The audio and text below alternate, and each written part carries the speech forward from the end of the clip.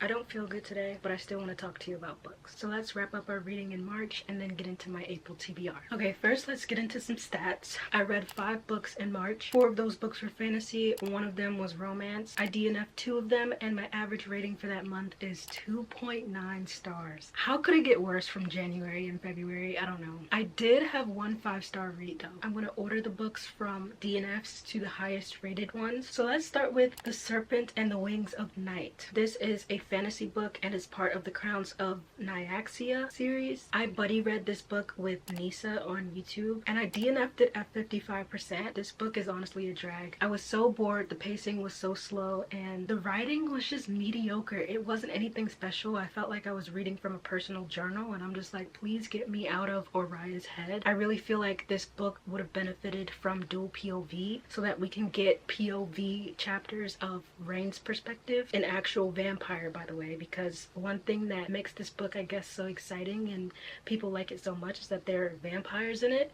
But at one point I completely forgot that there were vampires in it because I wasn't getting vampire action. And they had wings. Didn't they have wings? I'm like, what are the wings for? I, to be honest, thought that the vampires in this book would act similarly to how the vampires in the Vampire Diaries act, using their compulsion, their super speed, their super hearing, their face and veins getting all swollen around their eyes when they're exposed to blood, you know? So things like that, and I didn't get any of that. I was just being told certain things about them, like, oh, they're beautiful, they're hypersensual. Oriah would reiterate, I probably smell like a meal to them, and I'm like, let's see what's going down from an actual vampire's perspective. Also, I went into this book blind under the impression that it was a romantasy, and I didn't get any romance. There was none. And the overall story is just underwhelming. I didn't enjoy it, and it actually made me realize that I probably just don't like stories with trials in them. I'm like, brother, maybe I just don't like books with that. I don't intend on reading Powerless. I've never read the Hunger Games books, but I'll rewatch the movies. I just get so bored with trials. I also wasn't connecting with any of the characters. I didn't care about any of them. To me, from what I've read, it felt like there was just a lot of trauma without any scenes or moments to balance out those negative emotions. So yeah, those are basically all my thoughts for that. No comment. Next, I want to talk about Rebel Witch by Kristen Cicerelli. This is book 2 in the Crimson Moth duology. I listened to the audiobook for this one. This was also in a reading vlog of mine where I continued series that I'm in the middle of. I also DNF'd this. I give a lot of thoughts about this in that video, so I won't go too in depth in this one. But this one was honestly just really boring and irrelevant. It was very unnecessary. It was such a letdown from Heartless Hunter. Going from Heartless Hunter to Rebel Witch felt like going from The Ballad of Never After to A Curse for True Love, but worse. That's the best way I can describe it right now. I felt like I was in 2 different worlds. Like I was reading 2 different series. I'm like, bro, hello? This doesn't feel like a continuation of The Heartless Hunter. I was just so annoyed listening to it and so confused. There were so many questions unanswered, things that we didn't see that I felt like we should have seen within the first 30%. I feel like the characters shouldn't have been together page 1. That doesn't make sense from how the first book left off, at least in my opinion. It just felt like there was no transition period between the first and the second book, which was so abrupt, and I feel like it just hurt the story. I had no clue what was going to happen in the second book, but what did happen, it would be the last on my mind if I were to guess. I actually DNF'd this at 49%, but I eventually started listening to it again because Bria said that she really liked it and she gave it a 5 stars. I was reading people's reviews on it and they were really high, and I'm like, I don't understand that. So I kept reading and I got to 85% and I was just like, it's done. It's a hard DNF. I can't do this. I ended up giving that book 2 stars. No comment. Once I get around to writing my Storygraph reviews, all of my Storygraph reviews have spoilers in them. I quite literally write whatever I want so that you could get a more clear idea of what I mean when I say certain things. I can give examples and stuff, you know? Another book I read in that blog was Saint by Chaudy Lynn Feener. This is a dark fantasy sci-fi romance, and this is book 3 of the Demons of Foxglove Grove series. I don't even remember what I said about this book in my continuing series video, so honestly this book is just not memorable. I remember feeling a bit underwhelmed. The plot is going in a way that I hadn't expected, and I'm not sure if I love it. Well, given by this rating, I didn't love it. But some of the actions that took place in book 2 really turned me off to what's happening. And so at this point, I feel like I'm just a fly on the wall and I don't relate to anyone. And I just want to see how this series finishes. I will be finishing the last book, the 4th book, when it comes out. Hopefully that wraps up the series nicely, but I ended up giving Saint a 2.5. I don't know how to feel. Next, I want to talk about Sunny Disposition by Deanna Gray.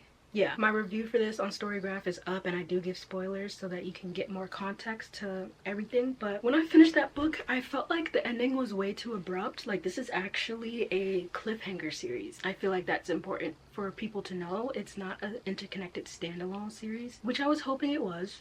But that's okay. There's just a certain plot that I want to get more of, and I feel like the ending for Sunny Disposition was very interruptive. Page 1 of this book, I was actually giggling, kicking my feet. I was crushing on Finn, okay? I was just like, I love the way he talks about her. I love his grumpiness, highlighting since page 1. Then we get to the end of the chapter, and I'm just like, I think I know why people don't like a certain trope, because this is so pointless. This adds nothing to the story. A character that changed the entire trajectory of the story got crumbs. I'm like, what? I was okay with and was enjoying the first half of this book, but once it hit that 50% mark, everything started just kind of spiraling, going downhill, and I'm just like, I'm so ready to be done with this. Especially in the last third of the book, it was just so inconsistent and dragged out. I personally think that the spice was very underwhelming and placed in odd spots. Like, I was just skipping spice at one point because I'm like, why is this placed here? This is like, it just felt like an inappropriate time, or it just didn't flow well with what was happening. And I also didn't think that we got enough of what we're here for, which is hockey and gaming. It's literally on the cover. I feel like there were just so many things being introduced, so many things going on, and nothing was properly being closed out. All the plot lines that were opened up were just open-ended in there. I've yet to read a sports romance, specifically a hockey one, where the games are actually detailed, where they actually teach the FMC or the character that doesn't know much about it something about it, you feel me? I've yet to read one of those, and I really want to, because I genuinely don't know anything about sports. And I want to like sports romance, but it's really hard because the ones that I've been reading have just not hit. Some things that I did like about this book though was actually the quotes that I got from it, and I also appreciate the main characters having an open and honest conversation about something instead of miscommunicating. And I really like that there was no third act breakup.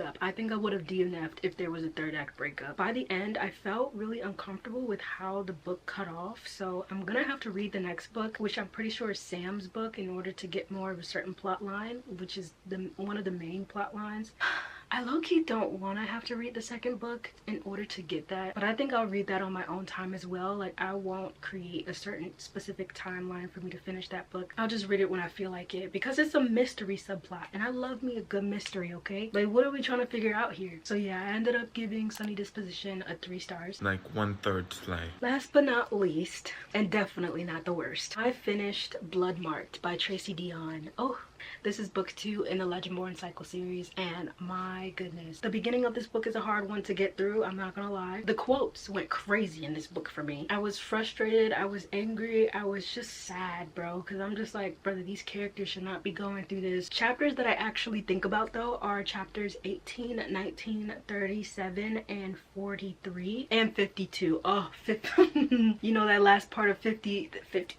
I love this series. Oh my gosh, Tracy Deonn literally does the best work when it comes to making you feel everything, okay? Everything. Miss Tracy Deonn really knows what she's doing. She's queen for a reason. So this is honestly the best found family that I've read, I want to say ever, in this context, in this genre. Oh, this is a YA fantasy, by the way. Like, there are some other found families that I could think of. Like, Six of Crows is a cool found family, but this one here is something special. Like, they truly have my heart, and I love them so much. I think about them all the time. Storytelling, 10 out of 5. Writing, 10 out of 5. I said this in my last wrap up, but truly the way she can write 2 lines or 2 chapters that just washes away every negative emotion you felt while reading anything before it is actually wizardry. Like it's witchcraft, and it's so amazing. I truly can't get enough. We also get a lot more William in this book. I grow to like William so much more in this book as well. I already loved him in Legendborn, but this one, William is a character, okay?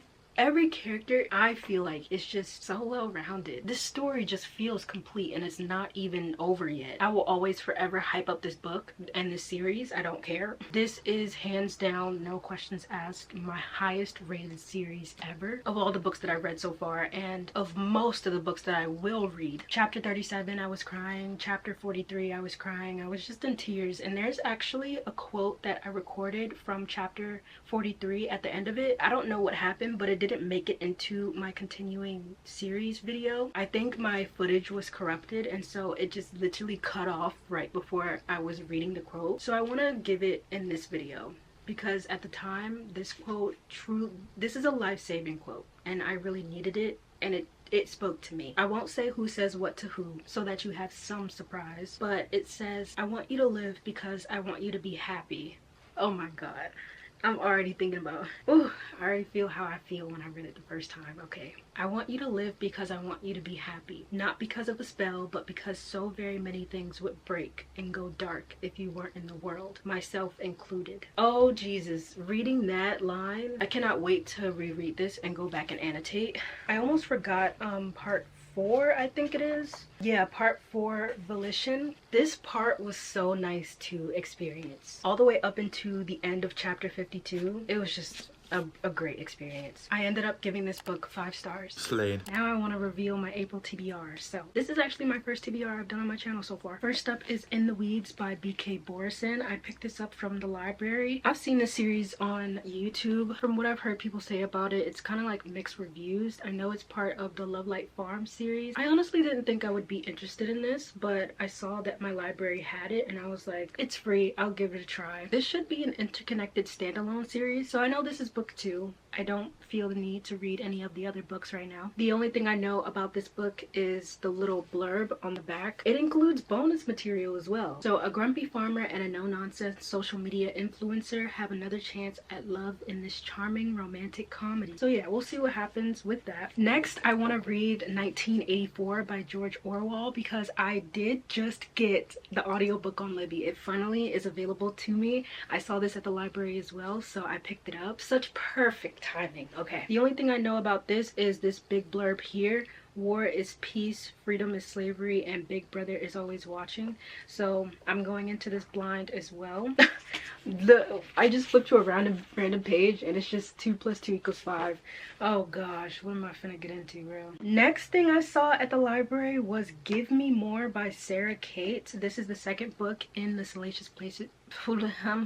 This is the second book in the Salacious Players Club. Not the second book, the third book. I'm sorry. Jesus. I did read the first book and I liked it. I gave it a 4 stars, I think. 4 or 4.5 stars. I attempted to read the second book though, which is called Eyes on Me, but I wasn't feeling it. I don't know what this is about. I'm gonna go into it blind, but I felt more inclined to read this, especially after I saw it in my library. So next I want to read Unloved by Peyton Corinne. This is the second book in the Unsteady series. Wait, is that what the series is called? I don't know, but I know the first book in this series, this is called the Undone series. Yeah, the first book in this series is called Unsteady. I just absolutely love this cover. I got this from the library as well. My library got some options. I'm like, okay, like literally, instead of going to the bookstore, instead of going to Barnes, I just want to go to my library first and just see what they have, and you can literally pick out whatever you want right then and there and go home with it. Like, are you kidding me? So this is a brand new copy, by the way. Like, she's crisp. Okay, so that's fun. Oh,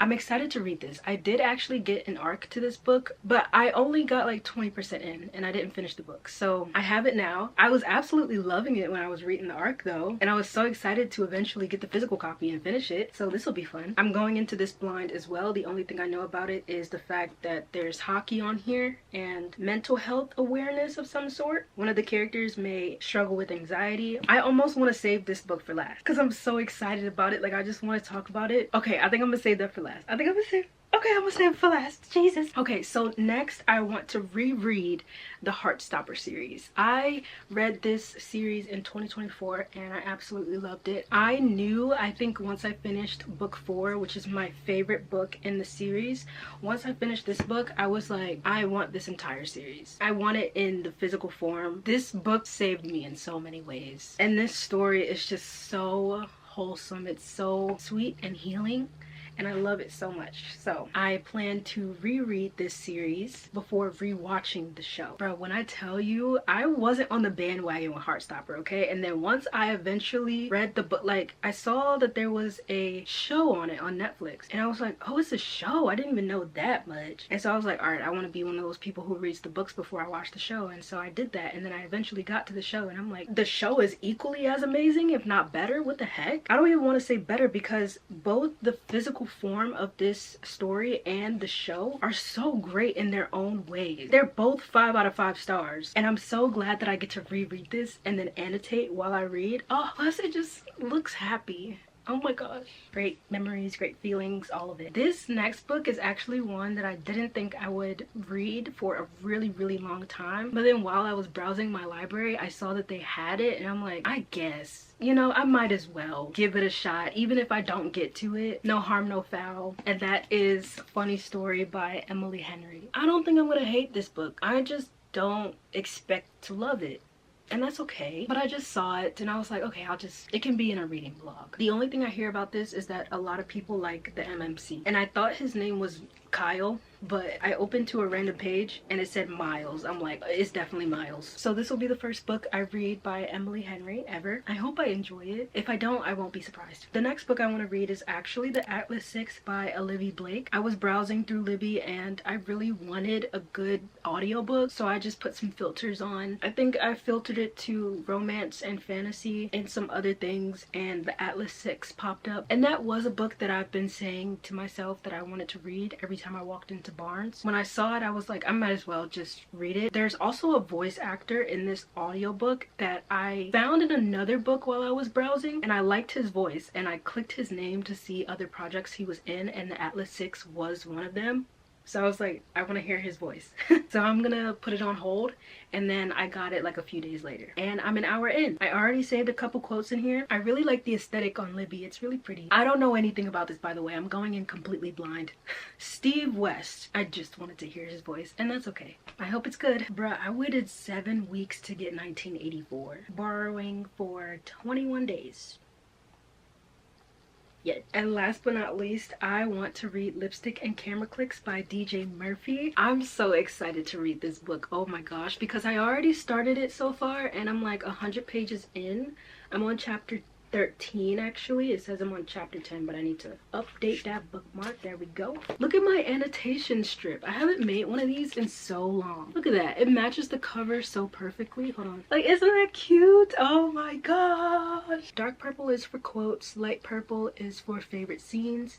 Blue is for funny moments, and then gold is for spice. I haven't assigned anything to pink or brown yet because I don't know what the story is gonna entail, so those are up for grabs if I find any use for them. But look at the inside of this book. It's so cute, and I love the spacing of the words and everything. I love the font and everything. It's just amazing. So from what I have read, oh my goodness, I'm really loving the moments between Indigo and River. Every time they pop on screen, I just blush.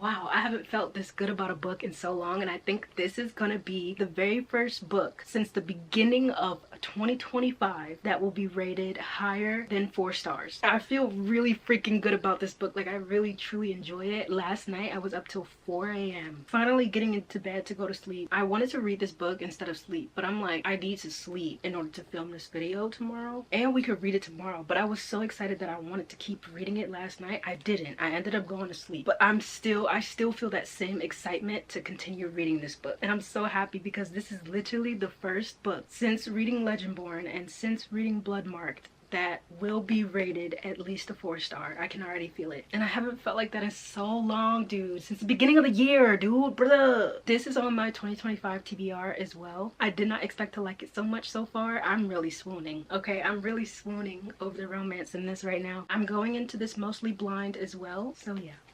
I don't even want to put it down. Like, I just want to keep holding it and showing you. But at the same time, I should really stop filming now. Because, again, I'm smiling, but I still don't physically feel well. And I have such low energy. Okay, it's time for me to go. It's time for me to go. Bria is literally playing on my laptop right now as we speak in the background. My laptop is just on silent. She keeps me company. But yeah, those are all the books that I want to read in April. I really hope to get around to all of them. So far, I'm really enjoying reading right now because, you know, for the past few months, I just have not been, and it's been showing through my stats. So hopefully April will be better. I think it's gonna be better. If you made it this far, I appreciate you listening. Comment if you've read any of these books in my TBR, or comment the book you're currently reading. I need to go now. I'm gonna go read lipstick and camera clicks. Thank you for spending time with me, and I will see you in the next video. Bye.